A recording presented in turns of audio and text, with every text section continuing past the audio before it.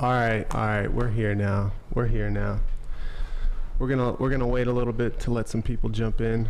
How's that echo? Kind of weird. A little bit. I'll just take one one side off. That makes it better that way. All right. We apologize about that little hiccup. I think YouTube was fucking with us.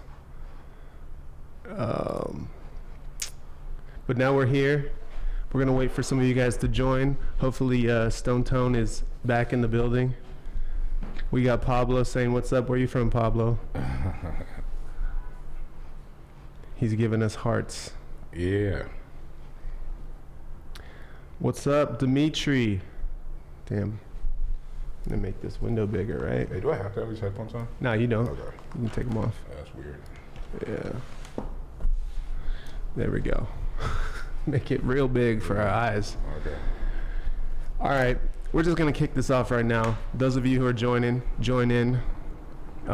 Say what's up.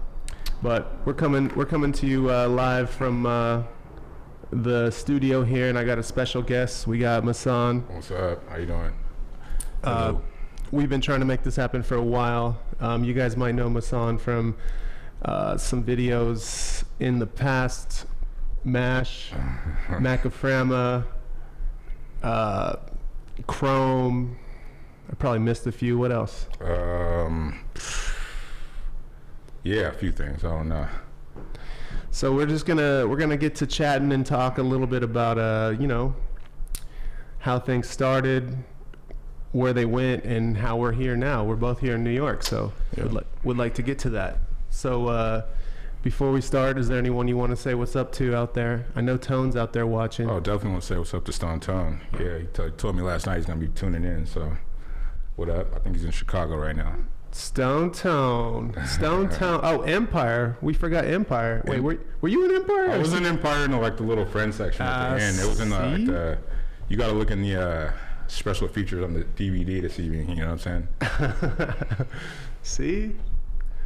Word. Was Stone Tone in Empire? I can't remember. Well, anyway, Stone, we see you. What up? So yeah, let's just kick off some questions real quick. Mm-hmm. We'll just start with the basic, how we're here in New York, and the both of us are originally from the Bay Area. Mm-hmm. Where were you born? Give us the story on how you were raised and all that jazz. Shoot, I was born in Oakland, and that's misspelled up there. I was born in Oakland. Ooh, I see that. Yeah, I was born in Oakland, 1980. Lived there for about 6-7 years, and then we moved to Redwood City for a little bit, and then we moved to San Francisco. So I've been in San Francisco the majority of my life. And how long was that? How many years in SF? Since 1996 till 1996 till 2007. That's when I moved to New York. Back when San Francisco still had that charming grime to it. Yeah, it was. Well, it's got grime now, but it ain't charming. Yeah, it used to be nice. I remember when the freeway used to go, when we'd go up to Haight Street, the freeway you would go over Octavia.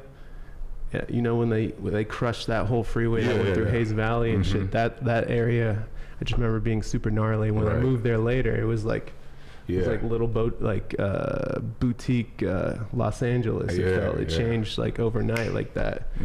I miss the old SF a little bit. Yeah, me too. I've been missing SF a lot lately. I haven't been back for 2 years, but I'm itching to go back for a little visit. You still have family out there? Yeah, I got family out there. Cool. Mm-hmm. You still have a bike out there? I do. I got a bike. It's at my boy's house. Yeah. There you go. Yeah, I do. You can get riding. Shout out to Donald. You know what I mean? Speaking of bikes, how did you get into riding out there? Well, my main influence really was my uncle. He actually moved to New York in 1980, and lived in New York from 1980 to 1990. So when he came back, I used to go on bike rides with him all the time. He brought a lot of bike culture back from New York, and he was always telling me stories, this and that. And I was riding mountain bikes with him, but I think it was in the year 1999 or the year 2000. That's when I got my first track bike. Damn. So, and then once I did that, I was, I was into it, you know, because I found like a community with it and just kept pushing me, you know. Where'd you get your first track bike from? Well, it's a funny story. I actually went up, like, this is when Craigslist was kind of first popping off, and I was like, well, I used to work at this store called, on Valencia, called Subterranean Shoe Room, and I used to go outside just to take a break, and I said, Valencia Street was like a freeway for bikes. Yeah. And so I would be looking at these bikes, and I'm like, how's that bike so simple? You know? And my friend Silver Warner, this dude, Reyes, and Dave Lieberman, I used to see, I talked to them, and they kind of put me onto it. So after that, I was trying to find one. So when Craigslist popped off or whatever, I hopped in the car, and I was gonna go get one way up in Marin County. And I got there, and the bike was too big. I didn't even know what I was talking about. I was looking at it, the bike was hella big, and I was like, I almost got it too. I almost paid the money for it, like $400, but the seat would have been all the way slammed to the top tube. Yeah. And so I was like, damn, I can't get this. But you're tall. That bike must have been made for someone really tall. It looked like that NBA player bike or something like that. But so what I did was I was like, nah, I can't do that. So I came back to the city that same day, and I went to this place called Biketeria, which is now Box Dog Bikes. Yeah. And so, but back then it was totally different. And I actually met Javante Turner out there, and he's like, "Oh, you looking for a bike?" And I was like, "Yeah." And he's like, "I got one right here." And so I made a deal, and I got the bike right then and there. It was like a GT. GTB or something like that. It was a GTB with the triple triangle. Triple triangle. Damn. Yeah. So I had that, you know. Damn, that's a first. That's a really good first bike. Yeah. I've always wanted one of those. Yeah, but then after that, let's see, the second bike I got was like the first generation Bianchi Pista Concept, the black one with the teal letters. And I was like, then a lot of people were just riding Kieran bikes. So it was, I think it was myself, Emmy, and Maestro were the first people to have like, really like aluminum bikes on the street. So, I was hooked after that. The shit was hella stiff. That was was that the teal one or the black one? No, black. It was black one. The first one. Yeah, black with the teal letters. Yeah. It didn't have a year on it, nothing. It was just... Those are two bikes I never had that I always wanted. Yeah, that was a good bike. Those are classics, man. I saw someone recently off on Malcolm X. He has the black Bianchi Pista. Yeah. And it was sitting in a coffee shop, and he's like, "Yeah, that's my ride. I don't do nothing to it. It's been stock like this since." I'm like, yeah, leave it like that. If you could find one of those still without being all beat up, you're in good shape. Yeah. So that's a cool. So you met Javante Turner. Did you already know Emmy at that time, or did you kind of met him through riding? I met Emmy through Dustin Klein. Okay. So I knew Dustin from coming in, and I was working at that shop, this shoe shop. It's like a little boutique shoe shop, and Dustin would come in, and I used to buy zines from him to sell at the store. Yeah. And we started talking about bikes, obviously, and then I was already friends with Silver, and then Dustin said, he's like, "Yeah, I got a friend I think you should meet," and I would see Emmy had a broken arm. Riding a track bike hella fast down, he was dipping up and down Valencia, and I was like, "Yo, let me get your number," And then we've been friends ever since. I was talking to him yesterday. Yeah, Emmy's I don't know him too well, but I've seen him here and there back when he lived in SF from videos, and his bike, they just look so good because he's a little shorter, so his stem is always slammed. He's got huge drop bars, and it just looks good. He's just little muscle on that thing. Yeah, his bike was always tight to me because his bikes are smaller, but if you look at it from the profile, the drops hang down lower than the front wheel. Yeah, lower than the wheel. Like, that's kind of hard. Yeah, that's super tough. So you already knew a couple of these guys. So how did you link up with MASH, and like how did that whole thing formulate for you and for those guys? I think Mike Martin was already in the process of trying to put something together, and but separately on the side, I was already riding with like Rob Salimo, Emmy, I knew Dustin, Silver, and all that. Basically, a lot of people, a lot of messengers too. And I think that he wanted to do a project, from what I understand, and he just kind of gathered us up. Yeah. And there was like little, alley cats and little track stand things every weekend back then, you know, and it just came together like that. Yeah. So it wasn't like, picking people out like a boy band or anything like that. But yeah. You and you guys would be good together. We'll form like Voltron. And then after that, I think Gabe got involved. Yeah.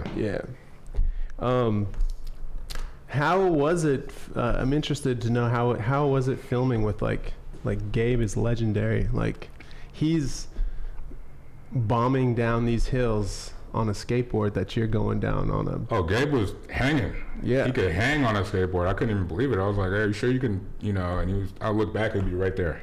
Yeah, and also like Gabe too, because if he told you he was gonna come pick you up at 6 o'clock, he was outside at 5:58.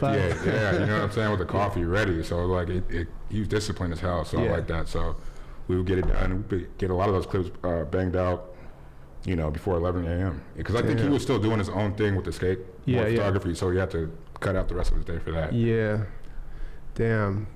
Yeah. So he would be bombing down a hill, and Gabe would just be on a skateboard getting that low angle, and that's something that like. Still, in my opinion, hasn't been recreated since. Right. That low skateboard angle with a hill ball, it looks good. With the big camera too. It's like, damn, if you fall, that's. Yeah, you got a cradle. Like in fact, in the extras, he's got his own part, and there's a part where he does fall, and you see him. He cradles the camera. I've seen it live. Like a pro. Couldn't believe it. Yeah. Well, the camera won't heal. Yeah. He will. Yeah, exactly. Skin grows back. Yeah, that must have been a cool experience filming with them. So then let me see, sorry, I got some questions here. So you were riding bikes, and did you ever work as a messenger back then? No, not back then. I used to I worked at Huff. Yeah because that's what I was doing. So actually, because I didn't messenger, messengers would come through to Huff, hang out, whatever, and I'll be like, damn, you guys get to ride bikes all day? And I was kind of jealous of that, but then they were jealous of me because I didn't have to ride bikes all day. So, give me a quick sec. I think we're having a technical thing here. Buffering. This is wilding out right now. This is unfortunate.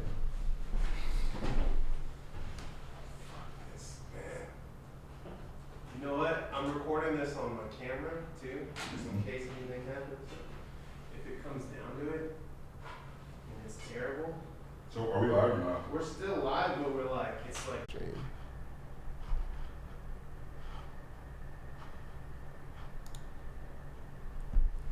Yo.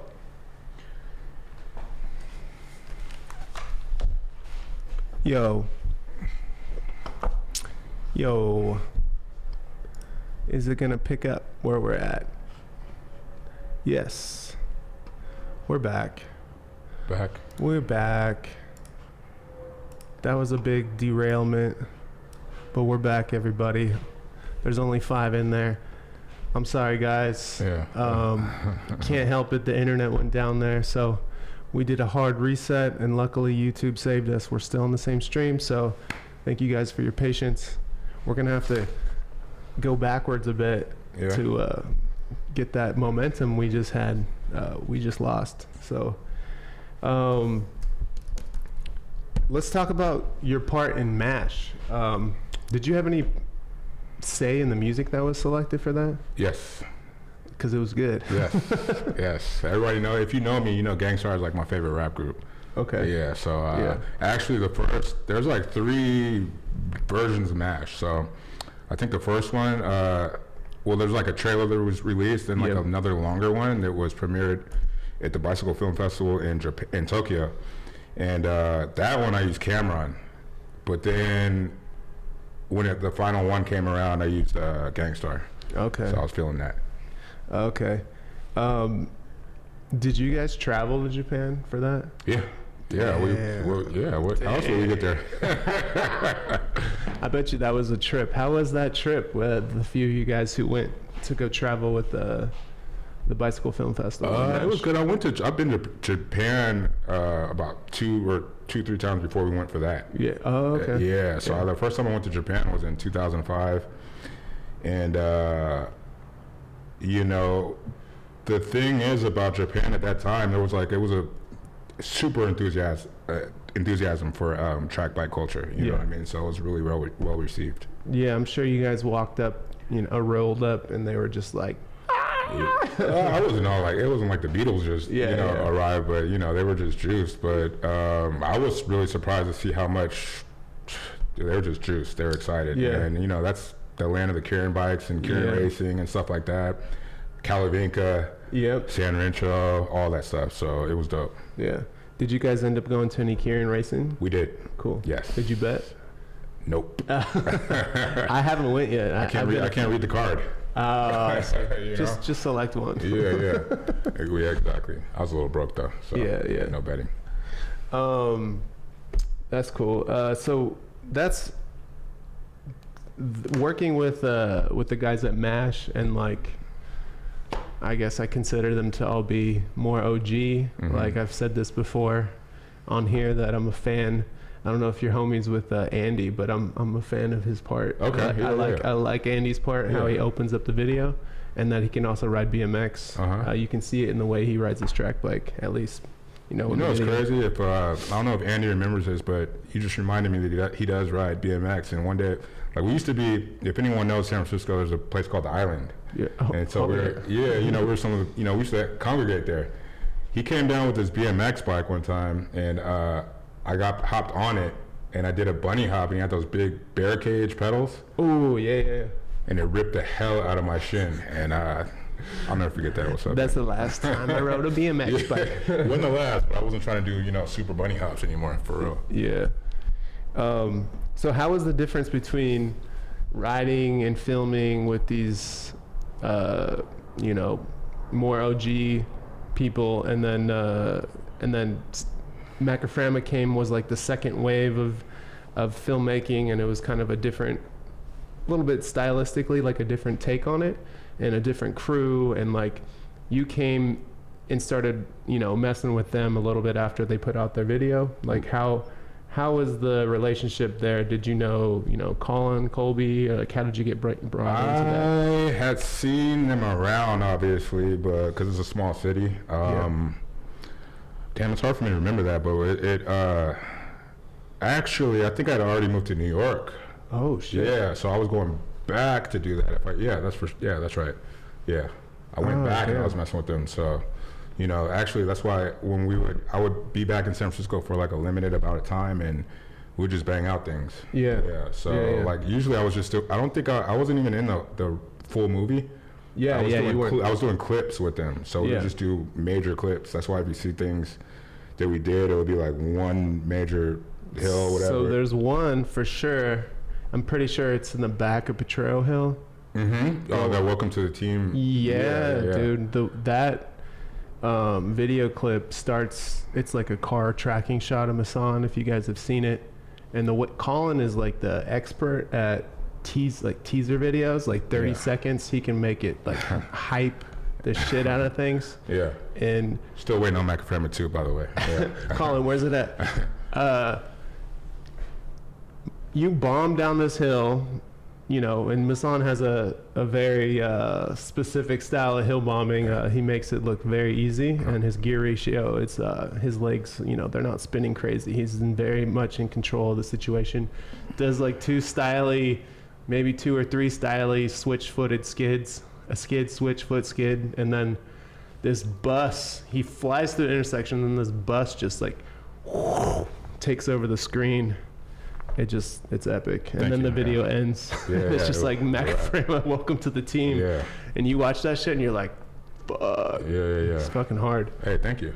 And then the other video in the East Bay. Mm-hmm.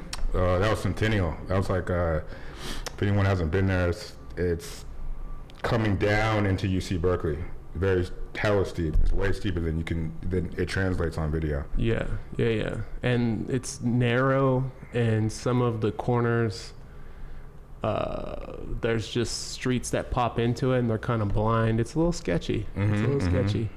And I think that was the first time I saw somebody bomb a hill, not Ted Shred for the first time, but like you casually, you know, you're like, you know what, fuck this, I'm gonna put my feet up, Yeah. I'm gonna Ted Shred. Yeah. And I thought it translates great, because that's something I would do. Like, yeah, well, what happened was we went up there and we did it, like, we did it basically that was 2 tries, you know what I'm saying? And so the first time, you know, I was going down, and it's like, you start going so fast that I was just spinning, and I was like, hey, this looks, let me just pull out, you know what I'm saying? Yeah. And it came off like that. it looks better that way. Thank you. Yeah, and let me give a shout out to Colin too. Colin was filming from the car, and so he was driving the car, and I think the lens is wide, so he's really on my bump, you know, on my back right wheel. on you. And that's why, like, I developed kind of a trust with him, because if anything went wrong, it would be a wrap on me. Yeah. So thank you, Colin, the cameraman, editor, director, professional boxer. Yes. Where you at? That's right. I heard he was boxing. Yeah. I got to see a match. Colin, I wish you made some videos again. I mean, come back someday. Yeah. You're an inspiration. Well, let's talk about, you just talked about how you were already in New York. So you were in San Francisco and you decided it was time to go to New York. What kicked off that change? What was it? Let's see. I moved to New York in 2007, but I had come maybe like once a year just to visit. And it's one of those things, like, you know, if you had never been in New York and you come in the summertime, it's kind of infectious. And I was like, in my mind, I was like, man, I gotta get out here. Plus, the culture, the cycling culture is so strong here, you know, that I was like, you know, I felt like it would be an authentic thing for me to do, to come out here and kind of, you know, ride bikes in New York, explore New York. You also came, you also kind of, I call it the Great Migration. I think you were in the same time zone as a couple of other people that I know. Right. Like Wilmore came out around the same time. Yeah. So Johnny Ige. Yeah, there's a few of you that kind of like came out around the same time period, and I was like, damn, everyone's moving to New York. Yeah. And I actually came and visited. And there was a Hurricane Irene after you guys have been here a minute. Yeah. And that's when I was like, yeah, I think I remember you visiting at that time. I want to live here. Yeah. So. But yeah, so how is what's the difference between the riding here? Like, you're in New York now. You said the scene is like, you know, wait, what did you say about it? It's history. It's historical. Yeah. You know, it's dope when you know, when you're riding your bike and you see like an elderly person riding a track bike. Yeah. Who's been riding that bike for years. You know. So it's almost like in San Francisco they were trying to, you know, kind of put like the hipster name on it, but actually it's a way of life, you know what I mean, for a lot of people. So you see a lot of that, and the city's so big. You know, San Francisco is actually smaller than Brooklyn. Yeah. SF is only 7x7, so you know, I was loving it in the summertime, you know, riding all night long with just a t-shirt on, things like that. Or, you know, even in the summertime, San Francisco, you got a North Face on. Yeah, you got to bring layers. You got to bring a beanie. Oh yeah, in July, 4th of July. Yeah. What's the difference in riding on the streets? Like, is there, you know, obviously geographically SF has more hills unless you go, you know, north to the Bronx or Harlem or something like that. Right. Traffic's different. Like, what are some of the things that you noticed that you like and don't like? Thick traffic. I like thick traffic. I like routing, knowing how to get around things. Like, I remember when I first got out here, I think I was riding in Manhattan. I was like down, you know, in Soho, and I kept getting caught up on the cobblestones, and I was like, oh my God, you know what I'm saying? So it was fun to just learn the city. That took years in itself. Avoid the small streets in Soho. Road rage, cabs, all that stuff like that. So it kind of made me a smarter rider. Because you know, back in California, you know, the drivers are actually nicer to you. You know. I guess. Yeah, I always got nervous from the like people who, once Uber became a thing, started driving into SF, because they, you know, there's so many one ways and stuff, and cars be coming the wrong way, and you're like, what the fuck? But then you move to New York, and it's like everyone rides, like food delivery, everyone's riding on a one way, and you start to like not get freaked out by everyone just kind of making things happen. That's kind of like the New York way. Like everyone's kind of have to bend the rules to make it work because we're kind of at max capacity out here. True. Another thing too is every city you ride in has its own like rhythm. Yeah. So it was definitely a different rhythm out here, and I liked it. It was just fun, you know, because I felt like I've been riding that stuff for so long in the Bay Area that I was like, man, I'm ready, you know. And then I started traveling. Actually, before I came to New York, I actually began to start traveling with the bike, and so I was going to different cities, like we went to Tokyo, things like that, and after coming to New York, I was like, damn, I kind of like this. Plus, this is like the birthplace of hip hop, and when I'm riding my bike, you hear Funk Master Flex coming out of people's cars, and the Drama King, DJ K Slay, and things like that. So, actually, I was just looking at a 50 Cent interview this morning before I came over here, and they asked him if he had a job before rapping, and he said he was a courier for 2 days. No way. God, hey, look it up. Hey. 50 on a bike. Yeah. That's sick. Mm-hmm. So you've been in New York, riding your track bike for a while, and I noticed, you picked up riding other kinds of bikes. You got a road bike now, right? Yeah, I got 2 road bikes. You got 2 road bikes. How's that been? I guess it's not much of a transition, but just going from track bike to road bike and then being in New York. How has that been? It's been good. I mean, actually, my road bike is broken right now, but I miss it. But you can go faster. Yeah. And you can go further. You know, but it's just a different thing. But it's funny too because once I got the road bike, after riding on the track bike for so long. You ride the road bike for a long time, and then I got back on the track bike and almost got bucked off. Yeah, you're broken. I tried to coast, and I was like, oh, damn, you gotta, think. But yeah, it's like driving, it's like a geared car. Yeah. It's like a Ferrari. Yeah. I like it. Riding in Philly, stuff like that, Yeah, it's funny, like going from a track bike for like many, many months or days or months, and then getting on, like, I'll get on my single speed, and I'll still pedal like on a track bike, like I'm going up to a red, I'm still pedaling, like I can coast. Exactly. It's it's like the reverse of what you just said, getting bucked from a track bike. I'm like pedaling into a red light, like, wait, what am I doing? You're pressing the brake while you're still pedaling. Yeah, exactly. So what bikes do you have? I know you got a track bike. It's a low, right? Yeah, I got a low, the orange. I think it's like the crit. Then I have the black road bike. I got a Trek Madone. Oh shit! That I got from that was a project we did with. Shout out to Kyle Dimmers. We did it with Nike. That's when we did a video we wrote from London to Paris. Yeah, and I think that was like 2008 or something like that. So that's a full carbon bike. I don't really ride it because I feel like it's too fragile. Yeah, the way I'm like, I break stuff. So yeah, I'm heavy. Yeah, I feel you. I've broken a few bikes in my day. So now, like, I guess people want to know, like, what's up with you now? Like, you put out some epic videos in the past, and you're in New York, and you're riding. Obviously, I've been trying to connect. I want to film some shit with you soon. Working on that. Yeah. So I've been noticing, you might have been doing this for a while, but the whole music thing, you're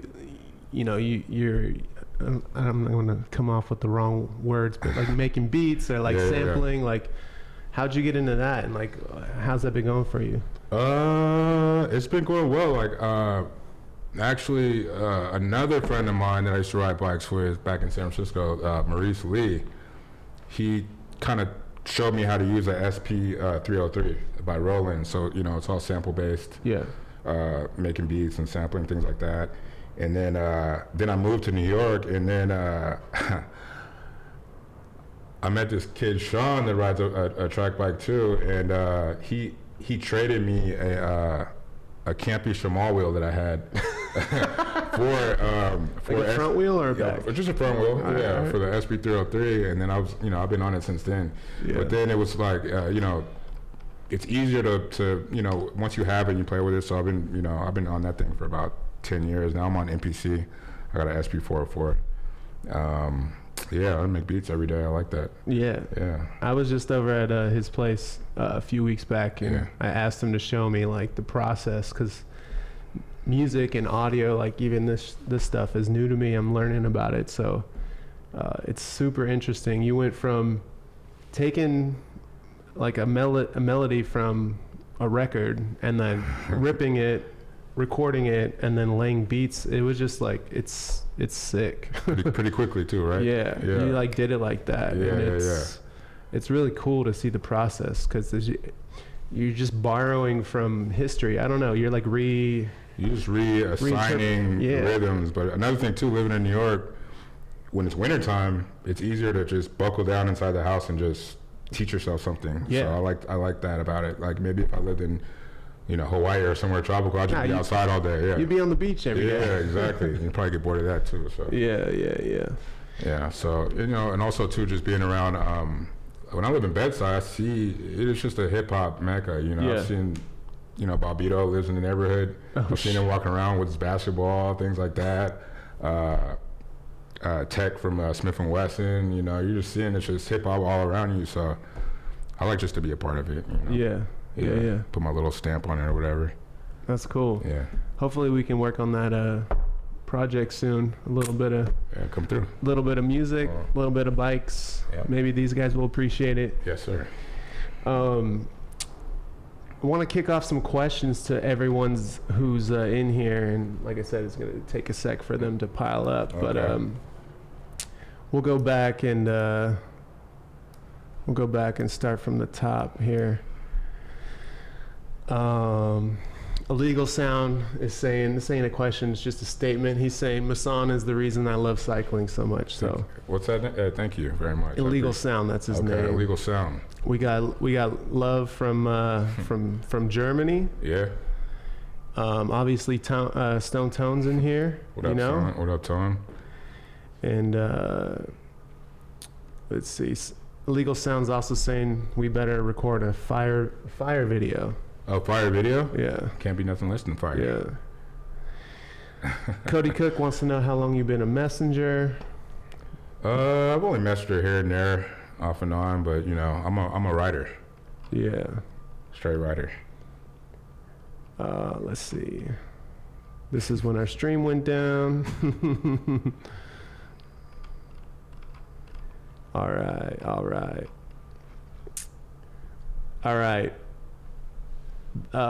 Someone wants to know your favorite flavor of soda. You drink soda?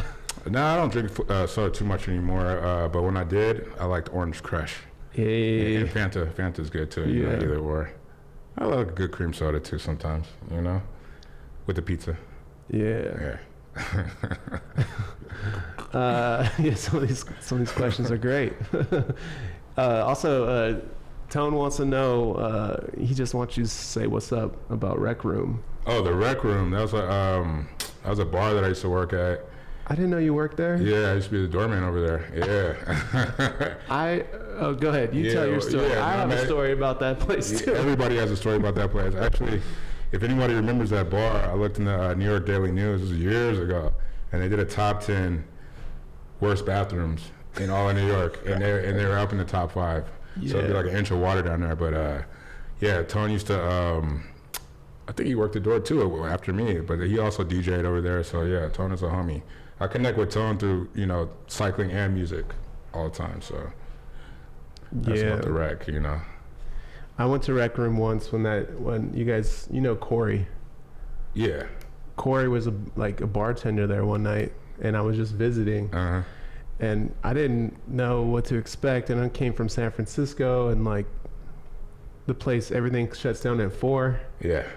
I was on a trip with my girl and some friends, and I just didn't even come home that night. Ooh. I got in a lot of trouble. I woke up on Corey's couch. Okay.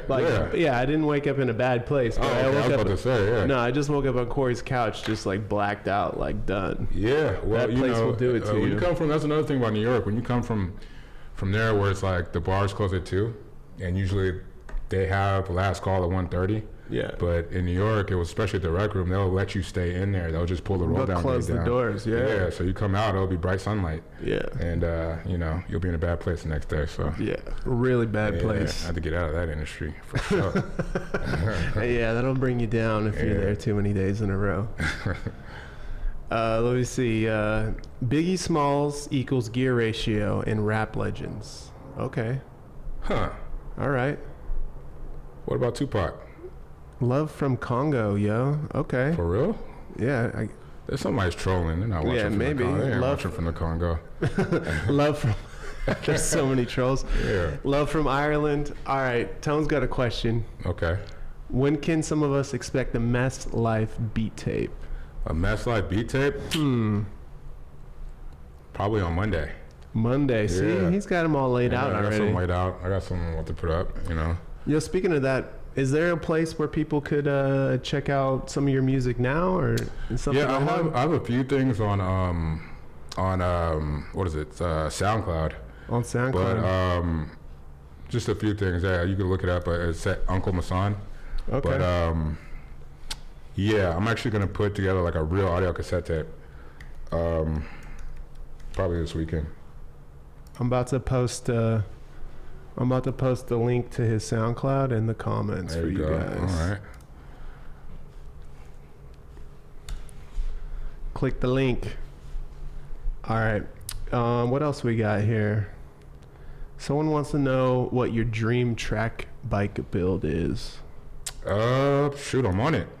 I like that orange low. It's like the best fitting bike, even though there's a lot of seat posts on it, but that's just the geometry. Yeah. Like the compact geometry, but that bike fits well. Yeah. The high seat post. Yeah. I got bikes with high seat posts. That just happens, man. I think who was it? Rob Salimo back in the day. He used to roast me and try to call me Captain Seat Post. Fucking Rob. Yeah, missed that guy. Let's see. Have you ever used the Arturia drum brute impact drum machine? I have one at the house. Yeah. I got an Arturia drum brute impact. I got a Korg mini lug. I got an MPC 1000, SP3 404, SP 303. Yep. Yo, I saw his stuff and it just it just looks like science fiction stuff. It's just a bunch of knobs and shit, and I'm just like, yo, that shit's sick. Yeah. Whatever it is, I like gear, but I don't know what it does. But that's how I feel about the stuff I'm looking at right now. I'm like, how does it? I don't even know what you're doing over here. There's cables hanging all over the floor. It's a mess in here. Right. We'll show you guys the BTS sometime. Yeah. Favorite carb load before a ride? Carb load before. That sounds like some road racing stuff. It does. I usually ride my bike to go get food. You know what I'm saying? Yeah. Yeah. We like to ride to eat. Yeah. Not eat to ride. Exactly. I'm not racing. Let's see. Big up from the UK. Oh yeah. Oh man. Thank you for the question, Thurston. Man, I forgot to write this down. What's that? Good question. He wants to know, he wants you just to talk a little about your photography. That's something that I totally spaced on asking. Yeah, photography. Well, my dad and my uncle were photographers. I grew up shooting film, and I had a darkroom in my bedroom. Yeah. Yeah, and I was on the I was on the high school yearbook. This is back when there was no digital cameras, so we had a darkroom at school. You know what I'm saying? So I was doing that. I used to, I worked at this place called the New Lab too. I know New Lab. The New Lab, yeah. Mm-hmm. I was a loader. I was a loader in the room for 2 hours with just looking through like an infrared scope, loading 120, 220, 35 millimeter film. And RIP to the 220 film. Is that over? It's hard to find these days. Yeah, okay. Huh. Well, yeah, and so I just take pictures all the time. Yeah. One thing that slowed me down a little bit was when Instagram came out, it just, in all the filters, I just kind of like stopped taking a little, I still take pictures. Yeah. I got my camera on me right now, but that slowed me down a little bit. But I've been shooting for over 25 years. Yeah. Yeah. I got stacks and stacks. You came out with a few zines in the past. Absolutely. Yes. Are there still any? Is there backstock, secret backstock? Anywhere You know what? Can purchase online or anything? I just put one up maybe earlier this year, but they're getting hard. They're getting more and more expensive to make. You know what I mean? Yeah. And there's less and less we used to take advantage of Kinko's and things like that. Yeah. You go in there, I'll make 50 zines, and you bring up 10 sheets of paper to the counter, and they'll charge you $2. No one's watching. Yeah, you know what I mean? There's no camera, so. Especially that Kinko's up there on Market and Market and right there at Octavia. Yeah. That was the one on the corner. I think it was Octavia. Yeah, I was up there across the street from the Safeway. Yeah, a little bit further up from Octavia. And then we used to go to the Staples. I think it was called Staples or whatever. On Van Ness. Yeah, they didn't. Oh my God! I was making thousands of copies in there for about $10. Yeah. Yeah. So Yeah. You had not to get too crazy on gear, but what cameras? I know you had a T3. Yeah. Well, I started out with the well, that's point and shoot. I use when I'm using a SLR, I use a Nikon F5. Yep. I started with the Nikon N90S. Then when I got into the point and shoots, I had what was it? I had a Yashica T4. Yeah. I had a Contax T2, Olympus, Stylus Epic. Mm-hmm. Which all these cameras at the time were somewhat affordable to get, especially the Stylus Epic. You can get it for $40. Yeah. Try to buy one now. Try to buy one now. Oh my God! And then one of my favorite ones was that the Contax T2, and I never forget. I was we were in New York, and I was in the Bushwick Country Clubs, a little bar or whatever. Oh yeah. They call it the last putt in the back. Exactly. So I had a tall can of Tecate, and I had my camera in my pocket right here, and then I didn't want to throw my beer out, so I stuck it, and it was winter. I stuck it in my pocket. It was open. I was just holding it, and I was talking to somebody. I forgot. Beer spilled in it, and I was like, oh my God. And I still got that camera, but it does not work. Bring it to Nippon. Yeah, I tried to get a new one. I think it's $600-$700 now. Yeah, they went up a lot because someone went on the Tonight Show and talked about contacts. What's her name? There's a girl. She's not even an actress. She's a celebrity type who got into it because of her sister sex tapes and shit. I think Kardashians. Kardashian or maybe the other girl. There's 3 sisters. Yeah. I think they do makeup and stuff. Anyways, she went on, she got a cover of some magazine and basically was just yeah, it's film. And they're oh, it's film. Oh yeah, I shot it with this Contax T3. And then, she's holding it up like this and the camera zooms in on a tight shot. And I was there we go. It's the prices have went up. That shit just went up $300 now. Yeah. And they don't make them anymore, so you can't, there's only a finite amount of them out there. Exactly. So. Yeah, I'm a little salty about that. Yeah, well, if you have one that works, just keep it working. Yeah. Thurston, thank you for that question. Mm-hmm. And then we got another question. Yes. From our boy from the Congo watching. You are not from the Congo. He's writing in all caps and shit. Yeah. All right. He wants to know how you know so many graffiti writers. Just being in the street. When you ride bikes, you know everybody that's in the street. Yeah. I know people walking around. I know famous bums. You know what I'm saying? I know, and plus a lot of graffiti writers actually are messengers. Yeah. And that bike is a nice step stool to get up a little higher. A little bit, yeah, but and it's it's just a way to move around the city.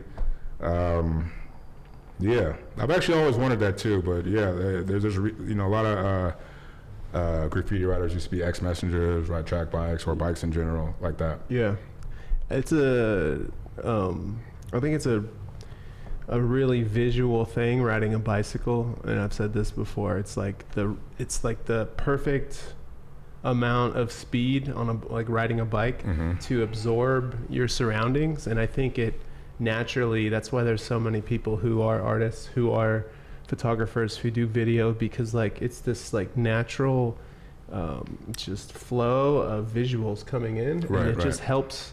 It helps develop your eye almost. It does, and if you do, let's say you ride your bike and you live in a certain place, you ride by the same streets all the time and you see brand new graffiti, you're yo, that's brand new, you know what I mean? Yeah. You just become accustomed to seeing things, and you meet someone oh, that's you? Hey, right on, that was all right, Yeah. So It's just You're natural. blowing up my block. Yeah, exactly. What? Hey, you beautified the block. Let's see. Some people are asking some silly questions here. Road or fixie? Both. Race bikes? Always. Yo, speaking of race bikes, so when I was looking for a photo of you for the thumbnail for this, I was looking through my old Flickr back when Flickr was a thing, because that's when I shot some photos of you back in the day. And photos of the Red Bull riding style were up there. Oh, yeah, You raced that shit. I remember that. I did, yeah. I was the first person to race in it. Like, Yeah. they called me first, and that was interesting. Yeah, It was weird. That was a wild ass ride. Yeah, it was crazy because I don't know if you could find if anyone could find a picture of what the course looked like. It was way too tight. Yeah. For the style of which I was riding, so I was not successful. I've never really been successful at racing bikes, but it was fun to be there and meet new people. I actually met. I had to race against Mark Marino. Yeah. And I saw his bike. Actually, it was another good story. This is how I met Andrew Lowe. I was like, that's a tight bike. And he's like, yeah, this is handmade in San Francisco. And, I was living in New York already at the time. And Yeah. I'm like, really? I was like, for real? Because I felt like I would have known that already. And he's like, no, it just started up. And he's like, matter of fact, if you want to go meet him, I'll set it up. And him and Kyle from Trackosaurus Rex. Yeah. Yeah, we all rode over there, and we kind of developed a relationship from there. That's cool, man. So, it's just good to be in a group of people like that and just exchange, info, meet new people, things like that. It was good. Let's see.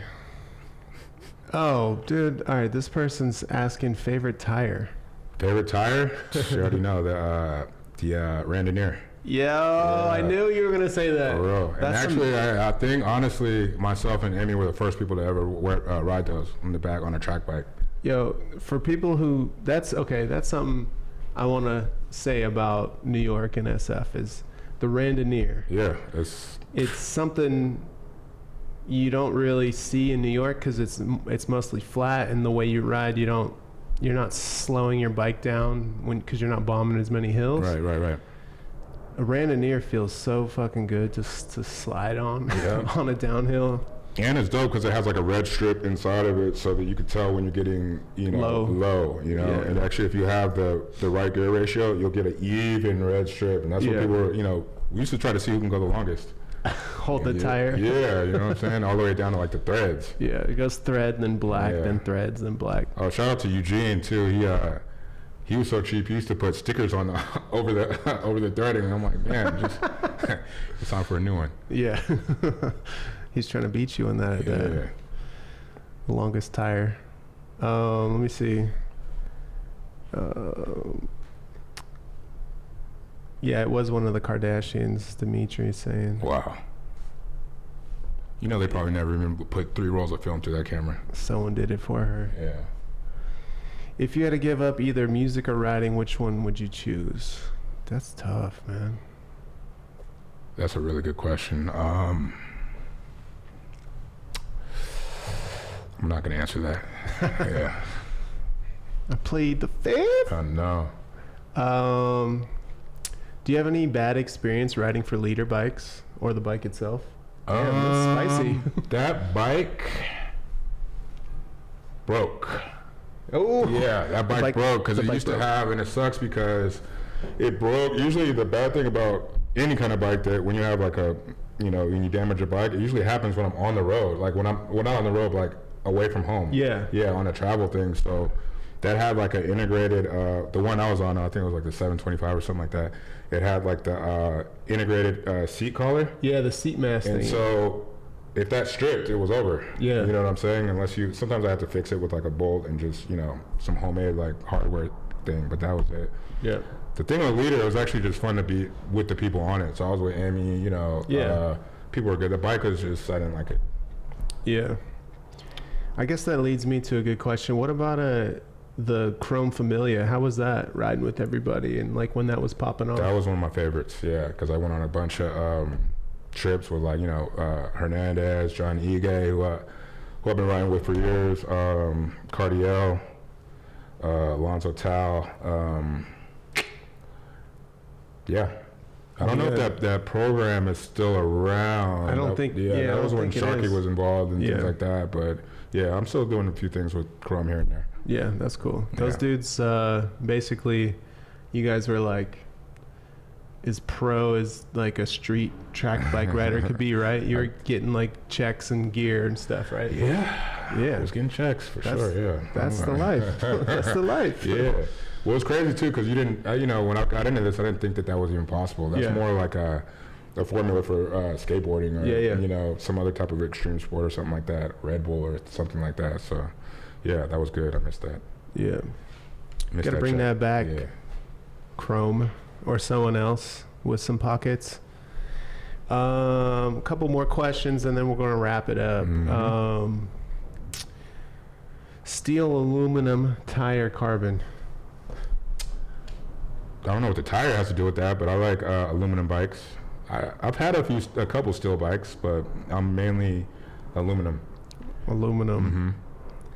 All right, and then I think we kind of answered this earlier, Tony, but we'll ask it again. Maybe we'll get a better answer or another answer. Riding in SF and NY, what's your vices or dislikes? Likes. I think it was likes or dislikes. Oh, well, the winter. I don't like that. Yeah, me neither. The winter it's okay, but when it's like super, first of all, my biggest pet peeve is the rain. I'd actually prefer snow over rain because at least snow you could brush it off. Yeah. But I love the summer here. Yeah. And I love actually, San Francisco. Yeah, I liked everything about riding in San Francisco. I can't say anything that I disliked really, it was just, the one thing, what I didn't like about San Francisco that I do like about New York is that in New York you can ride your bike across any bridge. Yes. Except for the Verrazano. And so you couldn't, I couldn't ride my bike to Oakland. Yeah. If I wanted to, which I wish you could. They're kind of working on it. It's halfway. Well, we're gonna ride halfway. I know. They haven't even figured out the second half yet. Right. So that's one of my likes and dislikes. Yeah, no, that's a good point for sure. Any dreams for the future? Of course, yes. I want us all to be united. Yes. Yeah. Do you have any future aspirations, music for the music, or for riding, or sponsorships, or trips, or anything? Yeah, I always like to travel, and as far as like the music, I would love to like give people original music for their video content. Yeah. If I can, because I know that. I know a guy. Yeah, I think you do. But in the past, like if you put up like your favorite song or something like that, and you put it on YouTube, they'll just take that shit down. So I like to, work on things like that, and always more traveling. I love to travel. Yeah. Do you leave in the winter ever, or do you stay here and just kind of grind it out? I stay here, grind it out. It usually doesn't get too bad until like around February. Yeah. Things like that. So it's like maybe 1 or 2 months, but maybe about when things were at its peak, I was leaving New York like 4 or 5 times a year. Yeah. So hopefully soon. I feel soft when I talk about it because I don't like the winter either. Yeah. People who are like New Yorkers, they're like, this ain't even that bad. Well, hey, real New Yorkers, they move to Florida. They get tired of it too. Yeah, they do. Speaking of that, I'm going to Florida tomorrow. Okay. Hey. Trying to be a New Yorker. Let me stow away in your bag. Are you good at scratching or like old vinyl style? I can scratch. I'm not the best at it, but I used to DJ. Yeah. With some people in San Francisco called Risky Business. Shout out to my man Ed. And I was more into blending, and just do a little scratch. But I'm not doing anything like, the Executioners or Qbert. You know what I mean? That's just ridiculous. So, leave that to Qbert. Yeah. From Daly City. Yeah. San Francisco, Daly City. We need a hotline for Massan. We're working on that. Yeah. We got to do it in proper Massan style. We can't just like do like riding down Broadway. We got to find some kind of hill or something that feels right. You know. Okay, I'm down. Yeah. All right. Yep. Someone else is saying hotline with Massan. Okay. Yeah. We got you. We heard you. Working on it. I think we're gonna wrap it up here. Before we go though, you guys should definitely check out that link. I'm gonna drop it one more time in the comments. Check out Massan's music, because this is what he's been working on, and it's good. I've seen it happen live. Man, you should do. What's I'm that? always trying to push video on people. Yes. You should. I mean, you're pretty good with the Instagram stories. You should just film yourself, kind of raw, for YouTube, doing your music too. Okay. Yeah. Like piecing it together. You know. I might do that today. You know what I'm saying? Yeah. You should do that, because I think it's interesting. I feel like other people would definitely watch that stuff. Thank you. Yeah.